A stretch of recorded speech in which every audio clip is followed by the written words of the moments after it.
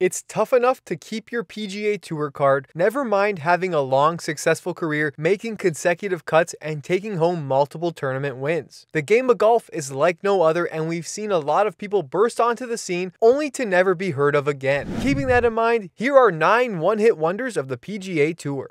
Michael Campbell, the 2005 US Open. Michael Campbell climbed into the 2005 US Open leaderboard after 2 rounds, shooting a 71 and a 69. When he teed off that Saturday, he was tied for 6th, 2 shots off the lead. He posted a 71 in that 3rd round to trail Retief Goosen by 4. The New Zealander didn't stop there, and by Sunday he shot 1 under 69 and held off Tiger Woods to capture his first major trophy. It seemed that the victory was just what his career needed to take off. 2 months later, he secured the HSBC World Match Play and helped the international team claim the President's Cup. Unfortunately for Michael, he hasn't won again. Campbell had 0 top 10 finishes on the European Tour between 2009 and 2012, although his US Open win meant he retained his playing rights. In October of 2012, he finished 3rd in the Portugal Masters, and in December he finished 8th in the Hong Kong Open. He ended up retiring from golf in 2015, citing ankle injuries and personal issues.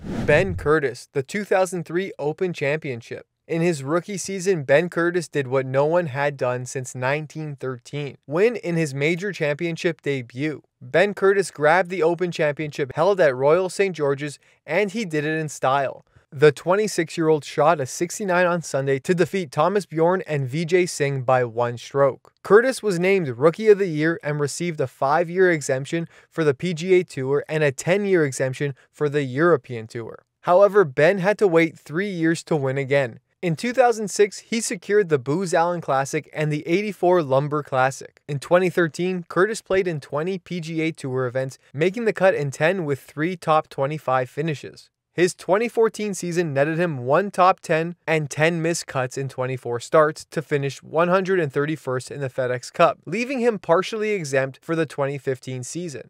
In 2015, Curtis played a partial schedule on the PGA Tour with little success. He played 14 events and only made the cut 3 times, with his best finish being a tie for 29th at the Sanderson Farms Championship. With a finish well outside 150th, Curtis played the 2015-2016 season with only past champion status. He only played 5 events during the 2016 season, missing the cut in all but 1 tournament.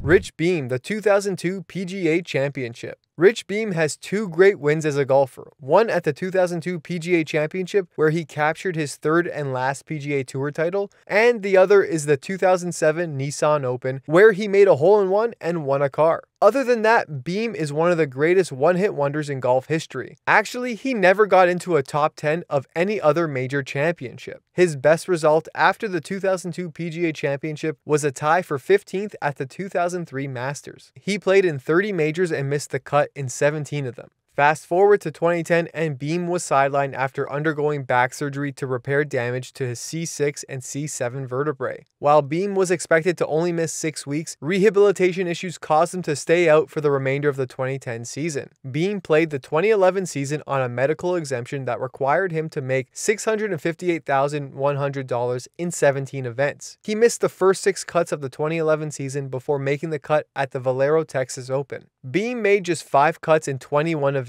As a result, he lost his tour card and played the remainder of the season out of the past champions category in 2012. In 2020, Beem was a color commentator for the video game PGA Tour 2K21. 2 years later, he returned to the same role in PGA Tour 2K23.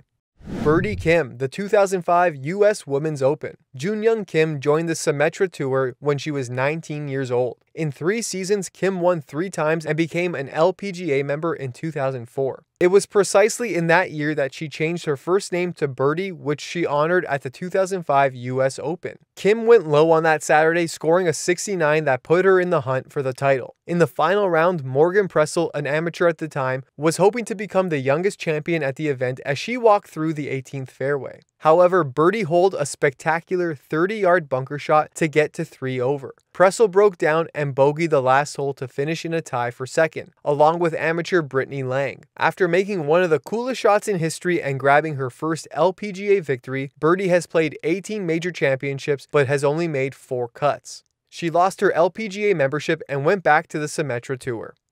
Todd Hamilton, the 2004 Open Championship. In 2004, Todd Hamilton conquered his only 2 PGA Tour titles. However, the American golfer was not an outsider to the winner's circle. Hamilton had a successful career on the Japan Tour in the 90s. He won 7 times in that decade and 4 in 2003 before joining the PGA Tour in 2004. He secured his first win at the Honda Classic, which was also his debut tournament. 4 months later, Todd defeated Ernie Els in a 4-hole playoff at the Open Championship. Hamilton was named Rookie of the Year for his accomplishments, but he never won again. In his 187 subsequent tour starts, he missed the cut 111 times and had just 3 top 10 finishes. He lost his full exempt status on the PGA Tour in 2010.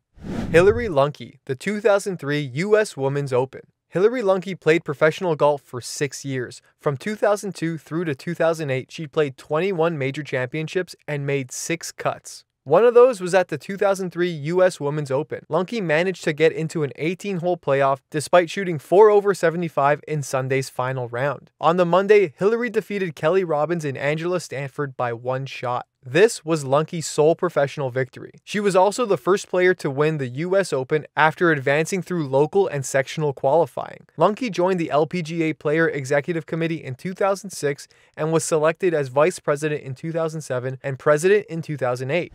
Shawn Michael, the 2003 PGA Championship. Shawn Michael played at Indiana University Bloomington before turning pro in 1992. He joined the PGA Tour a couple years later, but he didn't have the success he expected. His first professional victory came at the Asian Tour in 1998, where he claimed the Singapore Open. A year later, he won the Nike Greensboro Open at the Nationwide Tour. His biggest accomplishment, and the reason why he's on this list, is the 2003 PGA Championship. Michael didn't shoot above par, shooting a 69, then a 68, then another 69, and finishing with a 70, and finished 4 under overall, 2 strokes better than Chad Campbell. Shawn Michael couldn't get into the winner's circle again, but in 2006, he posted another top 10 finish at the PGA Championship, and 4 years later, he became the second golfer to score a double eagle in the U.S. Open.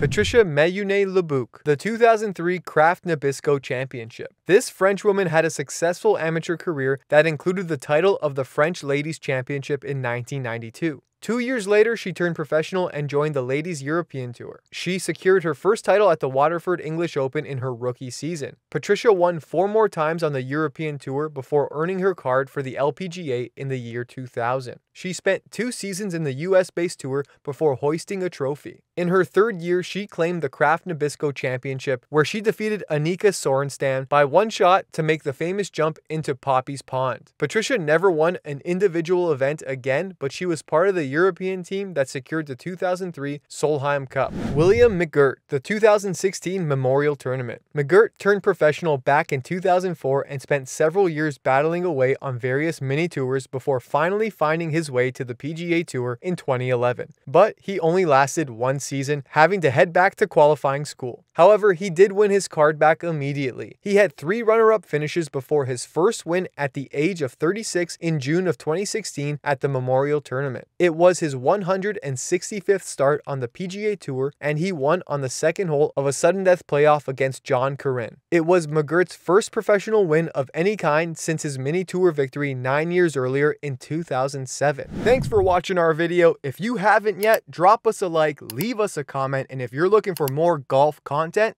don't forget to subscribe.